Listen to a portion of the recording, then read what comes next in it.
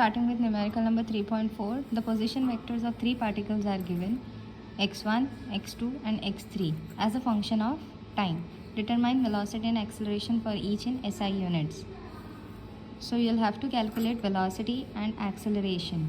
Velocity is given as dx upon dt, or the formula for velocity is dx upon dt, and the formula for acceleration is dv upon dt.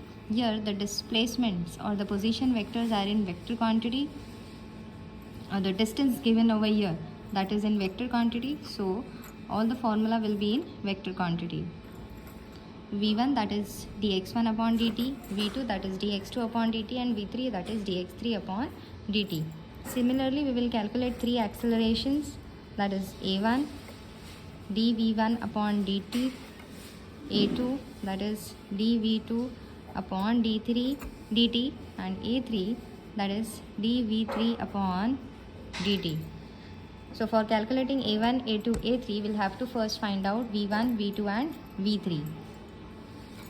So for finding v1, we require dx1 upon dt, that is derivative of x1. So derivative of x1, we have substituted the value of x1 5i plus 5j, then you open the bracket, d upon dt 5i plus d upon dt 5j. Now 5 is a constant, there is no term of time, so derivative of a constant is 0. Or you can go by this method. Better you think that derivative of a constant is always 0. So here it is 0 plus 0 will give you 0. So for value v1 is 0. When you substitute the value of v1 over here,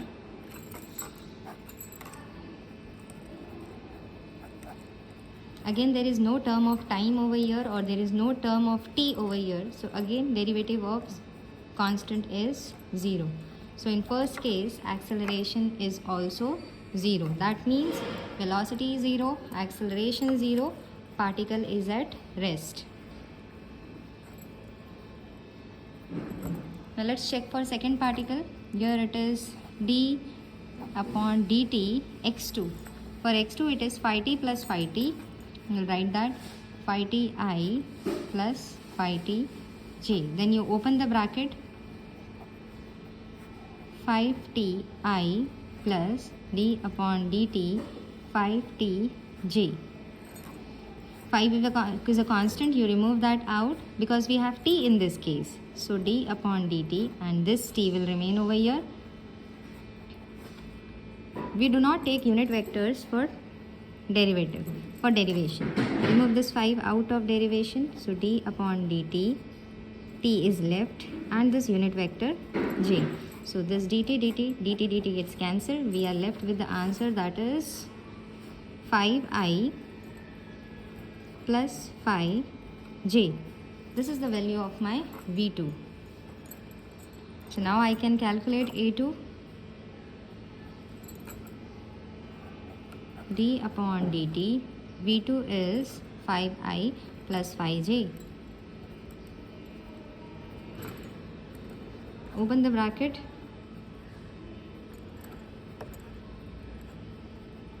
again we have a constant, means there is no term of time, so this will be 0 plus, again there is a constant over here, so 0, 0 plus 0. So in this case we have velocity but acceleration is 0.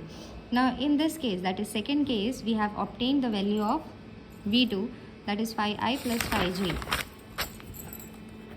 In vector form it is 5i plus 5j. Now you will also have to find its magnitude and direction.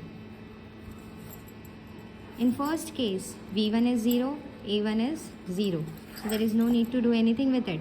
But when you come for second case, you have the value of v2, and for a2 it is 0. So in this case, we will find magnitude and direction for v2. To calculate magnitude, what we'll do? Square root. See, I have not written vector ka sign. Square root, the term with I unit vector, uska square, the term with j unit vector, uska square, that is 5 ka square and 5 ka square. Here you have 5 and here you have 5. So it is 25 plus 25, that is 625, and square root of 625 is 25. Of course, you'll not forget to write the unit. It is 25 meter per second. No. 25 plus 25 is not 625. It is 50. And when you look for the square root of 50, here you have square root. Square root of 50 is, now 50 के बाद you'll look for the column of 0. 50 का 0 is 7.071. So you can write 7.071 meter per second. 50 का 0, square root of 50, that is 50 का 0 is giving me 7.071 meter per second. So here the magnitude is calculated. Now you need to calculate direction. So for direction it is tan theta, the term with j unit vector, that is 5, the term with I unit vector, that is 5, so which gives you 1. Tan 45 is equal to 1.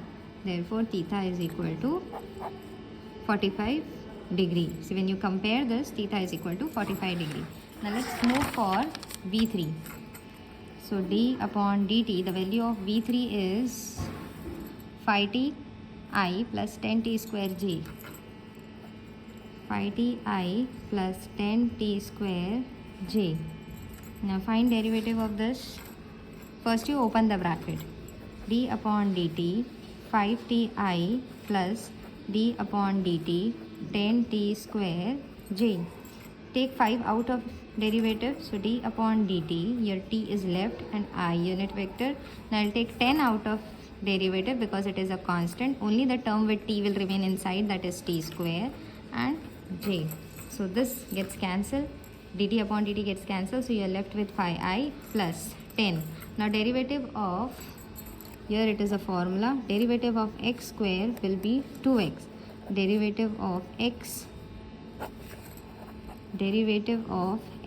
cube will be 3x square. Similarly in this case you take 2 over here and x raised to 2 minus 1, that will give you 2x. 2 minus 1 is 1. When it is derivative of x raised to 4, it is 4x 4 minus 1, that is 4x 4 minus 1 is 3. So here in this case derivative of 2 square, t square will be 2t 2 minus 1 and you're left with j. So it is 5i plus 10 2s are 20 t. 2 minus 1 is 1. We are not writing that. This is the value of V3. Now you have V3. Find the value of V3 in magnitude and then direction for it. Now when you want to find out magnitude for V3, you take square root. The term with I, uska square, plus the term with j, uska square. The term with I is 5. 5 5s are 25 plus 20 ka square is 400 and t square meter per second. We cannot solve this more. So we'll leave. V3 is calculated in magnitude. Now let's go to direction. We have the formula for direction, that is tan theta, the term with j and then the term with I. The term with j is 20t. The term with I is 5. 5 4s are 20. So it is tan theta is equal to 4t, that is theta is equal to tan inverse of 4t. And always whenever you are calculating theta, theta will be always with horizontal axis. Now here it is 45 degree with horizontal. Means from horizontal we are going to 45 degree. Even here we have calculated theta, that is tan inverse of 4t with horizontal. Always you will write this. If you are not writing this, you will lose marks.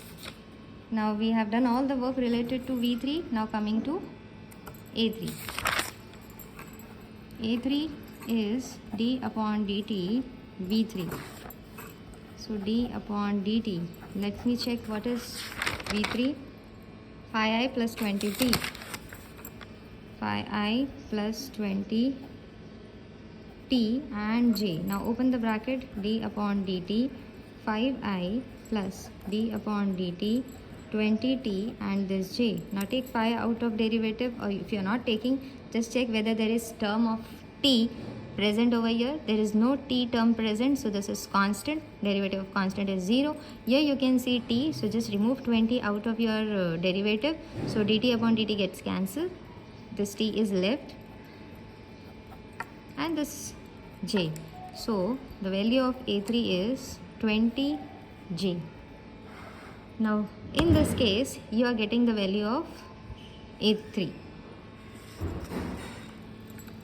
We got V2, so we calculated magnitude and direction. A2 was 0. Now in this third case we got the value of A3, so we calculated its magnitude and direction. Now we are also getting the value of A3, so we will have to calculate magnitude and direction of A3 also. Here you have obtained vector form, so now you will calculate magnitude and direction for A3. Now whenever you want to calculate magnitude, you just take square root I term का square plus j term का square. Is there any I term present over here? No. So it is 0. And what is j term? That is 20. So you write that 20. So square root of 0 square plus 20 square 0. So that is gone. 20 का square is 400. And square root of 400 is 20 meter per second square. It is obtained. Now talking about direction. So we won't be calculating direction for acceleration. Why we are not calculating direction? Because it is already understood. We have just j with us. Only j unit vector is present. There is no I present. Only j unit vector is present means we can directly write direction is along y-axis. We use unit vector j for y-axis and I for x-axis. If both of them are present, then we will go with the formula. If only one is present, then we can directly specify. If instead of j it would have been I unit vector, then the direction would have been along x-axis.